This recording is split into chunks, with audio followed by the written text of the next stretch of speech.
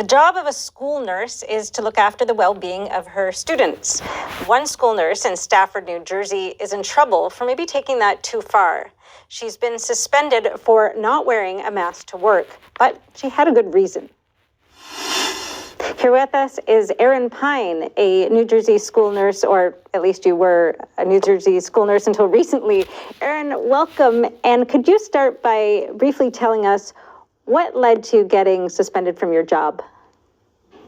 Yeah, so I was seeing as a school nurse, I was seeing a lot of harm with these masks and the children. I was seeing psychological, physical, and emotional harm from this. And I decided that after, seeing someone come into my office with wearing a mask for 2 weeks straight, and it couldn't be removed unless we cut it off with scissors, I had seen enough, and I decided to let my supervisor know that this is harming kids and we need to start a dialogue and to come up with a change for this. That was not responded well. I didn't get a good response from my supervisor. She just said we were going to continue this. And, I didn't feel comfortable continuing on knowing this is harming children. And when I asked to have a meeting with the superintendent, I was ignored. And for that reason, I chose not to wear a mask at work. And that's how I got suspended. And I assume you knew that would probably be the result when you did that? Yeah, I knew that was going to be the result, but I put my job on the line because I care about these kids. And I knew that just voicing my concerns wasn't making any difference for them. I was seeing children come down with masks full of vomit, children coming down with severe anxiety that hadn't had anxiety before, lots of kids with a new diagnosis of depression, and just seeing the fear in all of them. And all year long, none of them are wearing these masks correctly. They're ineffective and they're harming these kids. And I'm not going to sit back silently and just continue doing it. I don't want to be complicit in that anymore. So how long were you watching this behavior before you started thinking, I've got to do something? Yeah, so, since September, I've been seeing these kids coming in wearing them incorrectly. And I just want to say I have children here with me at home. I have 3 kids. So if any of them pop up, sorry about that. But yeah, so since September, I'm seeing, kids come in, they're wearing them incorrectly. And there is a right and a wrong way to wear a mask. The right way, you have to do hand hygiene before you put the mask on, hand hygiene after. You don't ever touch the outside of the mask because that's considered dirty. And you have to mark the outside of your mask. You have to know which side is the outside and which side is the inside.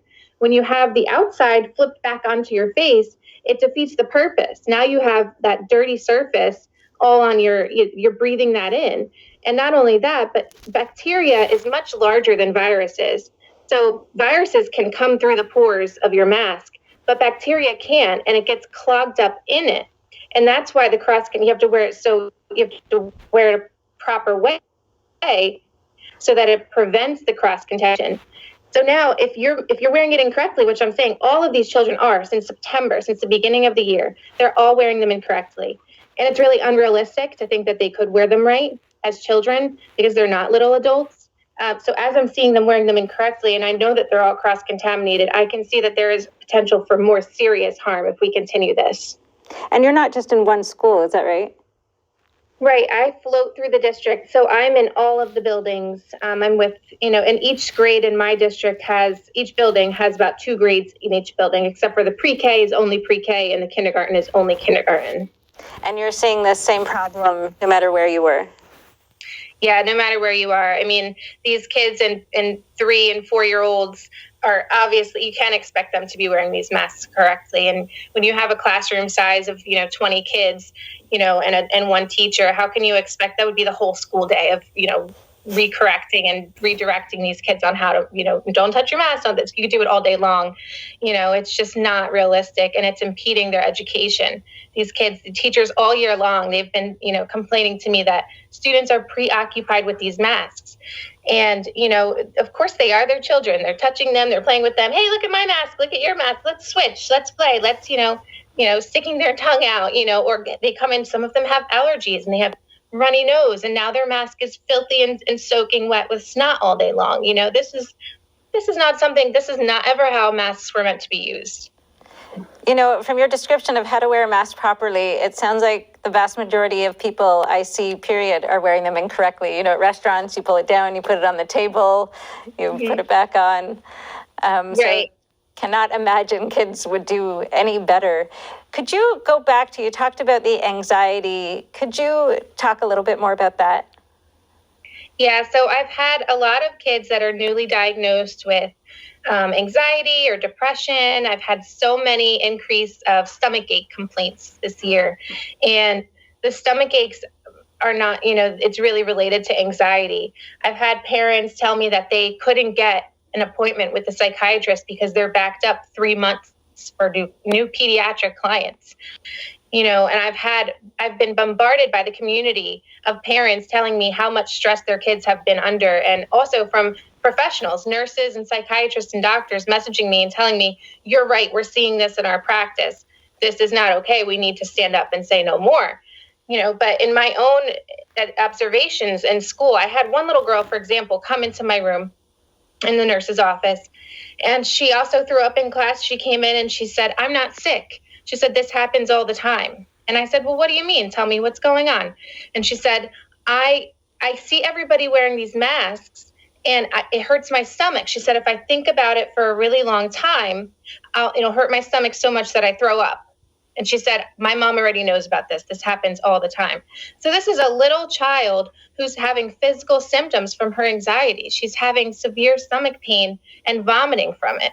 I mean, we don't know how long these psychological effects are going to be for our children who are experiencing this all year long and wearing these masks for 6 or 7 hours a day or more if they're in after school sports. It's harming them, and it's really inappropriate, and it needs to stop. So I can't believe you're the only school nurse or teacher, but school nurse knows better about how the mask should be worn, that have been witnessing this. We haven't been hearing much about it. Why do you think that is? Why aren't more nurses coming forward? I think, especially in the education world, if you're not tenured, you don't make any waves. You don't say anything because they can just cancel you just like that, just like they did to me. In my district, I haven't heard from any of the other nurses, but they made a very good example of me. So, to stop that, to prevent that. But we did just have a rally on the 15th, and I had about 7 other school nurses that came out to see me and support me, and from New Jersey. So not to mention, tons of nurses that are messaging me and giving me support and saying, you did the right thing. This is what we need to do. But especially in the education world, it's different than in the nursing world, and anywhere else. Because if you're not tenured, you're canceled. Your contract is done. You're supposed to just, I don't know how many times I've heard, don't make waves, don't say anything if you're not tenured. And this is something that I just could not be silent on, because I'm seeing these kids being hurt. And as a nurse, it's my obligation as a patient advocate to stand up for them and speak for them. Has there been any repercussions for those other nurses that were at the rally? I don't think that they have gone public. I know that a lot of them are speaking to their school boards, and they're trying to go, at another angle to see if there's another way to get more people. And I think that's the way to go, is if you can get, the whole entire, all the teachers, or at least the majority of them together and say, let's do this together. Let's all go in and not wear this mask, get a big group of people to start and do it, because we really need the numbers of people to go in and start standing up and saying, we're not doing this anymore. So what's next for you now? You're suspended. Are you fired outright? So right now I am suspended. I did have my summer position canceled, and my contract is not renewed for next year. And going forward, I haven't finished with the union yet. So the union is putting in a grievance for me. I'm a member of the NJEA. So they're going to put in a grievance to try and fight this. So we're just going to go through the steps and see how far it goes. And just a last question, because we've got to wrap up. How about your own kids? How have they been doing with the masks? Have you seen issues with them? Yeah, my two youngest kids are homeschooled right now, my kindergartner and my fourth grader. They did not do well with the masks in school, especially my kindergartner. You know, this is a grade where you're supposed to be learning about school, you're supposed to be enjoying, meeting new friends and, learning how to express yourself and how to understand body language with other people. And that's just not possible this year. And it was very difficult for him. And I said, you know what, we're going to we'll pull him home and let him, go back to school next year, and hopefully we can have a normal year. My oldest is in school, and he has terrible headaches from these masks. Every day he's like having a terrible headache by the time he gets home. I've been having to give him Tylenol and ibuprofen. And this is a very common complaint that I've seen in the kids in my school, as well as headaches from these masks. Erin, we're out of time, but thank you so much for joining us. I just want to say that I stand with America's Frontline Doctors. They filed a motion this week in Alabama U.S. Court for a restraining order against the emergency use authorization permitting the use of the vaccine in children under 16 years old. I applaud them because they're not going to sit back silently while our children are being used as guinea pigs. And, when they have a survival rate of COVID of 99.997%, and we just don't have enough long-term studies to be forcing this on children. So I stand with them. I'm not going to sit back silently as our children are abused from these masks. And I hope that people are encouraged to stand up and start fighting back as well. All right, Erin, thank you so much for joining.